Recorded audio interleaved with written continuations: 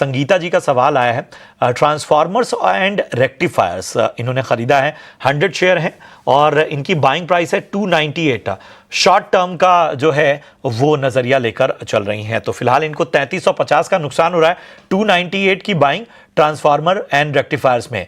बताएं हरीश जी, क्या राय होगी शॉर्ट टर्म के लिए?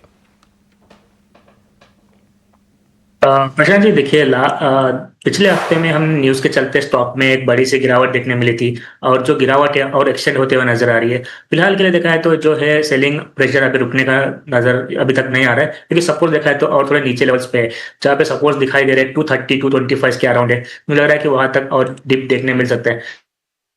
लेकिन जिस तरीके से एक सेल ऑफ देखने मिला है रिसेंटली, हो सकता है कि थोड़ा सा शॉर्ट कवरिंग के लिए पुल बैक्स देखने मिले, लेकिन ओवरऑल अगर देखा जाए तो थोड़ा बहुत वीकनेस बिल्कुल है, और थोड़ा वीकनेस एक्सटेंड हो सकता है। तो मुझे लग रहा है कि इस स्टॉक में फिलहाल के लिए थोड़ा अवॉइड करना चाहिए। अगर पुल बैक्स आता है तो एग्जिट करने के लिए कोशिश करना चाहिए। ऑल्दो फंडामेंटली स्ट्रॉन्ग है, लेकिन अच्छे ट्रांसफॉर्मर कैपिटल गुड्स का स्टॉक है, लेकिन जिस तरीके से टेक्निकल चार्ट पैटर्न के हिसाब से देखा जाए तो एक हेड एंड शोल्डर का फॉर्मेशन का ब्रेक आउट दिया है, उसके चलते मुझे लग रहा है कि जो करेक्शन है और एक्सटेंड हो सकता है। तो ऊपर की ओर रेजिस्टेंस की बात करते हैं, ऐसा लग रहा है कि सब रेजिस्टेंस की बात करते हैं तो 280 से लेकर 290 के आसपास ही रेजिस्टेंस है। मुझे लग रहा है कि मेजर इसमें रिवर्सल अभी तक फिलहाल नजर नहीं आ रहा है। तो ओवरऑल मुझे लग रहा है कि स्टॉक में थोड़ा डाउन ट्रेंड और एक्सटेंड हो सकता है। तो डाउन ट्रेंड और एक्सटेंड हो सकता है, ये राय मिलती हुई। अनिरुद्ध का सवाल लेते हैं। एनटीपीसी ग्रीन एनर्जी पर राय जानना चाहते हैं। 2400 शेयर हैं, 105 के भाव पे इन्होंने लिया है और फिलहाल 24,400 के ऊपर का नुकसान झेल रहे हैं। एनटीपीसी ग्रीन, नंदिश क्या राय बन रही है? 105 की खरीदारी है।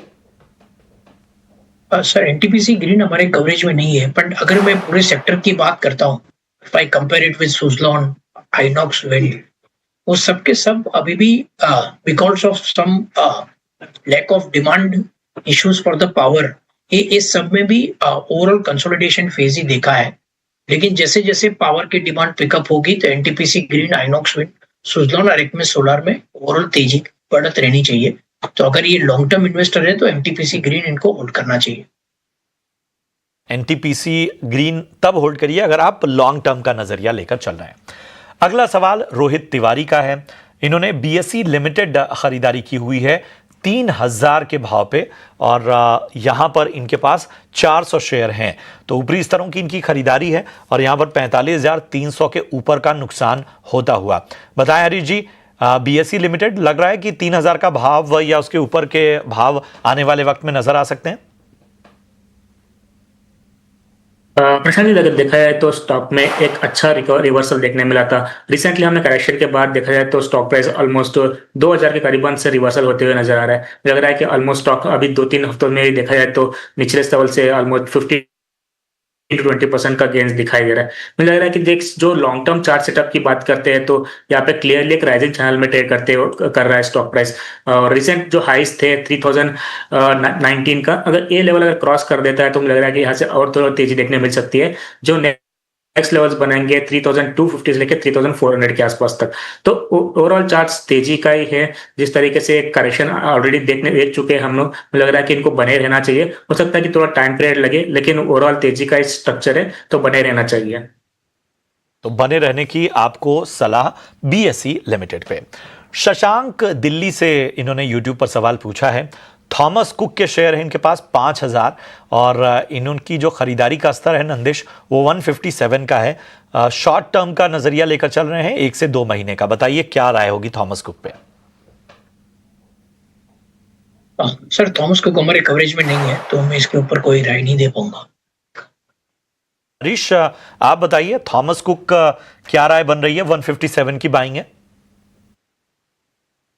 प्रशांत जी, अगर देखा जाए तो स्टॉक प्राइस थोड़ा वॉलेटाइल है। बिल्कुल रिसेंट एक डाउन ट्रेंड देखने मिल रहा था स्टॉक प्राइस में। अगर इनका शॉर्ट टर्म ट्रेडर है तो मुझे लग रहा है कि 144 का एक सपोर्ट है, उसके स्टॉप के साथ थोड़े बने रह सकते हैं। लेकिन मुझे लग रहा है कि इस तरह से जो स्टार्ट स्ट्रक्चर है उसके चलते बड़ी तेजी तो कहीं नजर नहीं आ रही अभी के लिए, लेकिन एक बाउंस एक्सपेक्ट कर सकते हैं अगर 144 का लेवल होल्ड कर पाता है तो।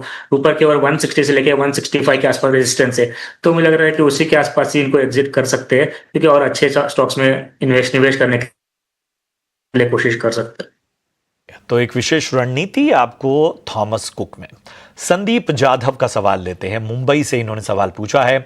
ओबरॉय रियल्टी है इनके पास, 1700 के भाव पे इन्होंने खरीदा हुआ है ओबरॉय रियल्टी और 1 साल का नजरिया लेकर चल रहे हैं। ओबरॉय रियल्टी, हालांकि आज रियल्टी स्टॉक्स में अच्छी खासी गिरावट देखने को मिली। ओबरॉय रियल्टी भी आज 0.25% टूटा, लेकिन इनका नंदिश नजरिया 1 साल का है। बाइंग प्राइस बता देता हूं 1700 की। ओबरॉय रियल्टी पर हमारा न्यूट्रल रेटिंग है, तो अगर लॉन्ग टर्म इन्वेस्टर है तो इनको होल्ड करना चाहिए।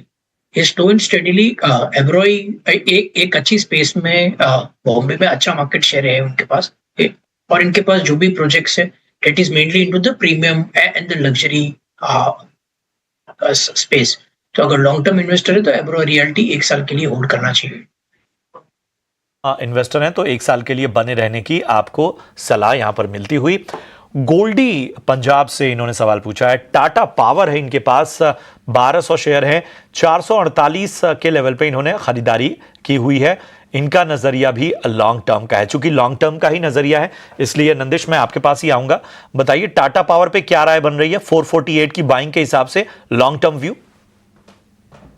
सर टाटा पावर पर हमारा व्यू पॉजिटिव है, और जो भी ये स्पेस में अभी जो रिसेंटली हुआ है in terms of regulatory changes, और जो भी गवर्नमेंट ने प्रपोज किया है फॉर द पावर सेक्टर, उसमें हमको लगता है कि Tata power would be one of the biggest beneficiaries.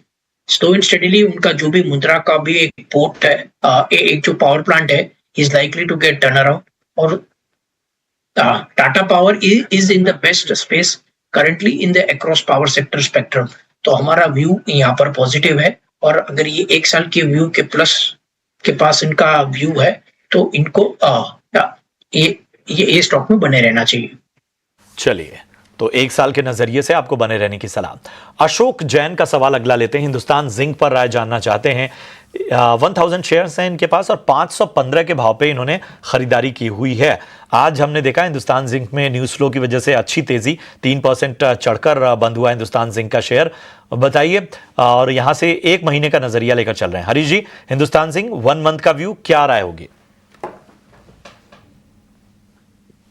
Prashant ji, बिल्कुल अगर देखा है तो सिल्वर के चलते मोमेंटम के साथ ये स्टॉक भी अच्छा खासा परफॉर्म कर रहा है। तो टेक्निकली डिस्कस करते हैं, तो टेक्निकली देखा है तो 525 के आसपास एक हेड एंड शोल्डर का नेकलाइन का रेजिस्टेंस है। अगर ये प्राइस निकाल देता है स्टॉक प्राइस, एक यहाँ से बड़ी सी तेजी देखने मिल सकती है। ओवरऑल चार्ट सिर्फ तेजी का ही है फिलहाल के लिए, इनको बने रहना चाहिए, लेकिन 525 के आसपास एक शॉर्ट टर्म के लिए रेजिस्टेंस है। अगर इनका नजरिया छोटा शॉर्ट टर्म का है तो वहां पे एग्जिट कर सकते हैं। नहीं, अगर छोटा अगर नेक्स्ट 4 to 6 मंथ्स के लिए अगर होल्ड करना चाह सकते हैं तो मुझे लग रहा है कि 525 के ऊपर एक अच्छी तेजी देखने मिल सकती है, तो उनको बने रह सकते हैं ऊपर की ओर। अगर 525 का लेवल निकल जाता है तो मुझे लग रहा है कि 600 के लेवल तक भी चांसेस है ऊपर के ऊपरी स्थलों पे। तो ओवरऑल इनको बने रहना चाहिए कुछ टाइम पीरियड के लिए। अगर शॉर्ट टर्म के लिए है तो एक स्टॉप लॉस भी बता दूंगा। जो स्टॉप लॉस है मुझे लग रहा है कि 465 का है, 465 के स्टॉप के साथ इनको बने रहना चाहिए। 465 का स्टॉप लॉस लगाइए और बने रहने की आपको सलाह। बहरहाल अब बढ़ते हैं आगे और लेकर आते हैं वीआईपी शेयर्स। मेरा लॉन्ग टर्म व्यू है ऑन टीवीएस मोटर्स। अगर मैं नवंबर मंथ की बात करता हूं तो हमने देखा है कि नियरली 30% इंक्रीज हुआ है month on month sales number for TVS Motors, और आगे जाके उन्होंने काफी अच्छा मार्केट शेयर लिया हुआ है, प्लस अच्छे खासे प्रोडक्ट लाइंड अप है फॉर द नेक्स्ट 1.5 ईयर। तो हमको लगता है कि अगर कोई लॉन्ग टर्म इन्वेस्टर है तो उनको टीवीएस मोटर्स ये भाव पर भी लेना चाहिए। टीवीएस मोटर्स 4159 के लक्ष्य के लिए। हरीश जी, आपकी कॉल्स? प्रशांत जी, मेरे पास दो स्टॉक्स है। पहला एक शॉर्ट टर्म के लिए और एक पोजिशनल में। शॉर्ट टर्म का है टाटा मोटर्स में। टाटा मोटर्स पैसेंजर व्हीकल्स में बाय करने की राय रहेगी। मुझे ऐसा लग रहा है कि जो सपोर्ट से ऑलमोस्ट वही से रिवर्सल होते हुए नजर आ रहा है। तो टारगेट्स बनेंगे 390 और 400 का टाटा मोटर्स में, और 350 का स्टॉप लॉस मेंटेन करना चाहिए टाटा मोटर्स के लिए। और दूसरा स्टॉक पोजिशनल बेसिस में रहेगा, जहां पे आईआईएफएल फाइनेंस है। हमने देखा है तो लास्ट कुछ दिनों से फाइनेंशियल स्टॉक्स में अच्छा मोमेंटम देखने मिल रहा है। मुझे लग रहा है कि आईआईएफएल फाइनेंस एक अच्छा ब्रेकआउट दिया है। तो शॉर्ट टर्म के लिए देखा है तो 620 से लेकर 640 का टारगेट्स के लिए बाइंग कर सकते हैं, और स्टॉप लॉस मेंटेन करना चाहिए 560 का। बहुत शुक्रिया करेंगे हरीश जी आपका इस राय के लिए। धन्यवाद हरीश जी, और इसके साथ ही नंदिश, आपका भी बहुत बहुत शुक्रिया शो में जुड़ने के लिए और अपनी राय रखने के लिए।